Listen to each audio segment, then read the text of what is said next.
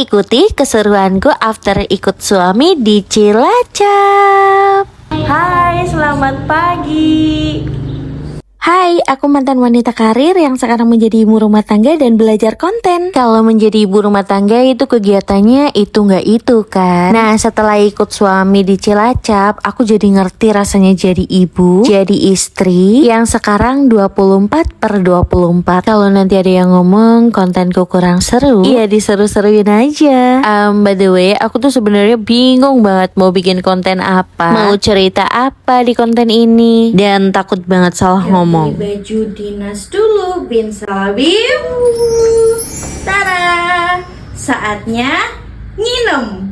Sambil ngelakuin aktivitas hari ini sambil kita cerita yuk. Kalau misalnya sharing-sharing tentang konten kreator gimana? Jadi tuh aku ngerasa jadi konten kreator tuh rasanya kayak ya berat. Sebenarnya apa sih yang mau dicari jadi konten kreator? Sebenarnya munafik gak sih kalau misalnya ngomong ini bukan masalah soal uang, tapi di sisi lain itu juga harapan. Jadi siapa sih yang gak mau dikasih uang? Tapi yang paling penting di sini daripada ngapain di rumah yang seringnya overthinking atau gak ada kegiatan lain. Kalau ngomong gak ada kegiatan lain, jadi ibu rumah tangga itu udah yang amat sangat sibuk loh ya. Tapi kalian tahu gak sih, asiknya jadi konten kreator, jadi IRT, terus juga ngurusin rumah-rumah yang setiap harinya tuh berantakan, rapi, berantakan dan rapi gitu. Apalagi kalau misalnya ditambah kegiatan di luar. Tapi tuh semua itu gak ada masalahnya ya kalau misalnya kita punya suami yang suka ngedukung kita atau keluarga yang ada di sisi kita itu ngedukung sama apa yang kita lagi lakuin gitu. Karena kan percuma ya kita udah semangat tapi di sebelah kita nggak ada yang ngedukung, itu semuanya bakalan bisa bikin kita down. Tapi jangan salah sih, dulu suamiku juga kayak gitu loh. Tapi bukan yang kayak nggak ngedukung ya, tapi lebih kayak ke susah banget untuk masuk ke in frame kamera aku gitu. Nggak tahu ya, semenjak dia jadi bapak-bapak tuh jadi kayak